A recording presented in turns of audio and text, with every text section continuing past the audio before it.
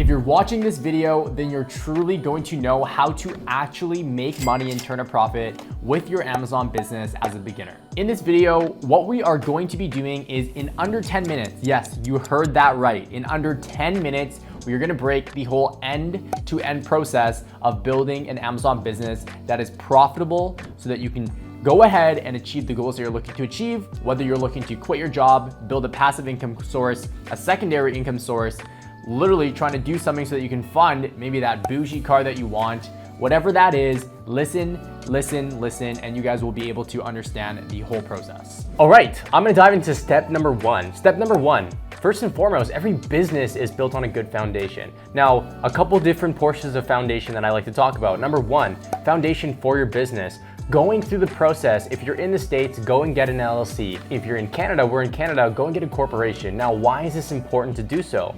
It's important for you to do this because you want to separate yourself from any risk in that business as a whole. You set yourself up for success when you put yourself through a business because you're now a separate legal entity. It protects you from all of the liability that happens within it.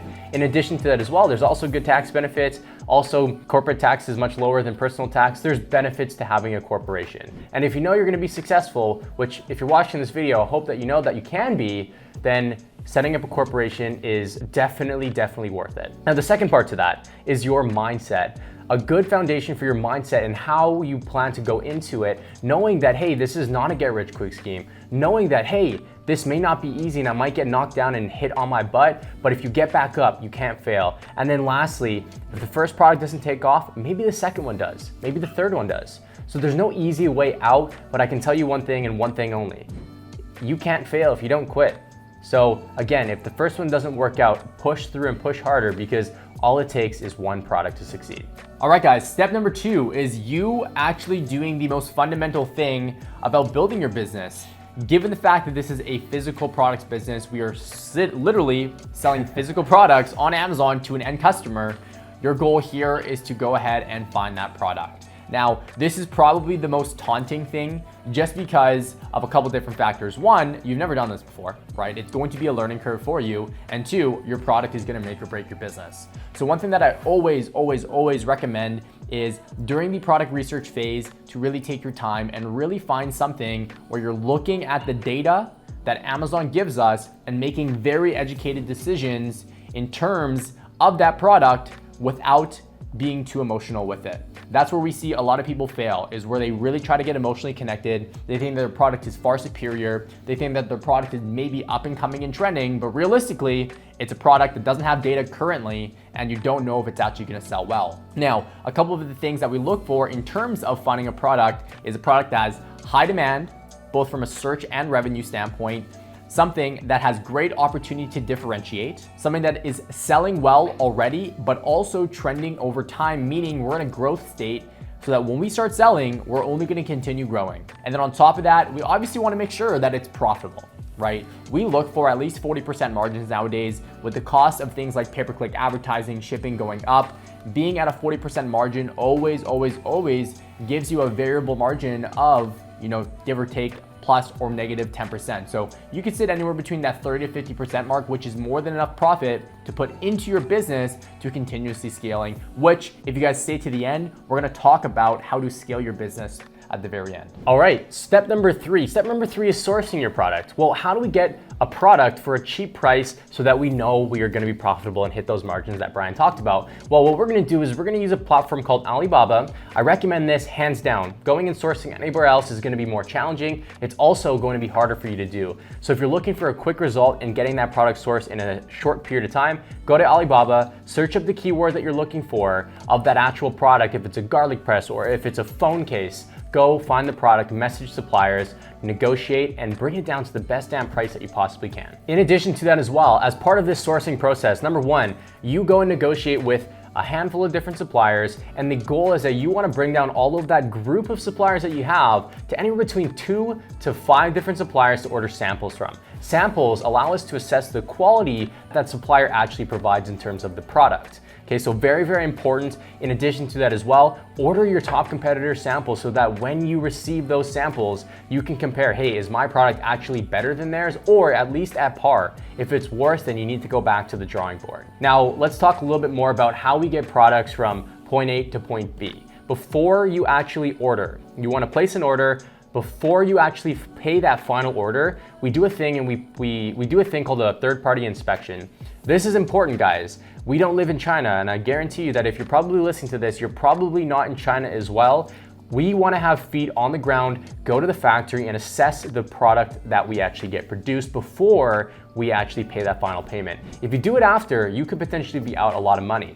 Have that leverage by not paying that final deposit, get the inspection done, make sure it's approved, and then you can actually start working with what we call a freight forwarder, which will literally handle everything when it comes from getting your product from point A, that point A being the supplier's warehouse in China or factory, all the way to Amazon FBA's warehouses in the United States. All right, guys, here's step number 4. You're gonna have so much time while your product is on sea. Again, you're gonna wanna ship that product on sea because it's gonna help you increase your margins, and that's what we're really here for, okay? The optimization phase is what you can work on during that time frame, which is pretty much just getting your listing ready for the Amazon search engine. It is a search engine, meaning we need to make sure that we are indexing keywords in our listing that are relevant to our exact product so that when somebody searches up a specific term, you are actually populating directly for that. I'll keep this short and sweet, but the listing components that you're gonna need to deal with are your images, your title, your bullet points, as well as your product description, and then all the minute details that go into the back end, such as pricing. All right, guys, now that we have our listing ready, what we can finally start doing is finally take that hard work that we've been putting into the business and create a launch strategy that is going to bring us profits when we start selling on Amazon. Now, when it comes to launching on Amazon, this is where you actually go live and you're visible to the consumer. Our goal is to get from wherever we land. When we turn our listing on, we could be on page 20, and we want to get to the first page. Why? Super simple. Let me ask you guys this. When you guys go on Amazon, how often are you guys purchasing off of the 3rd, 4th, 5th page? 80% of consumers are purchasing products on the 1st and the 2nd page. So our goal is to drive traffic, which we'll get to in a second, in order to increase our sales velocity so that we can get our product from page 20 into the first couple pages. And in order to do that, all we do is choose relevant, low volume search terms so that we can rank for those keywords and be relevant to the search engine. And this will help us build a profitable ranking strategy. We're gonna have a video that we'll post in the near future exactly showing you how to identify profitable keywords. All right, guys, we're going into step number 6. Now me, the analytical twin, we're gonna talk about PPC and advertising. I love it because it's all based off of numbers, and it's not absolutely an easy thing to actually learn, but it's all about doing the right things, okay? So know your numbers and learn PPC advertising. This is what we use to launch our product and also scale our product. Now, if you're a beginner and you're listening to this, pay-per-click advertising is the platform, the advertising platform that Amazon allows us to use so that we can put money, marketing spend in to get a certain spot on an actual page. What we wanna do is we wanna show our listing, our sponsored listing that we're paying for as high as we possibly can so that people can actually see our product. Like Brian mentioned, it's very hard for somebody to make a decision if you're finding your product on page 2 or 3 and beyond. So our goal is to pay for page 1 and to be on page 1, and therefore we push and get sales, and that sales velocity goes up, and our rank and our listing eventually moves to page 1. All right, guys, now that you know literally everything that you need in order to start, but also scale your business, this is where the fun part starts. One thing that we love about Amazon FBA specifically is you truly can build a very passive in nature business at a low cost. And what I mean by that is more so talking about automation for one, but also increasing and developing your product line. Let's quickly talk about product line development.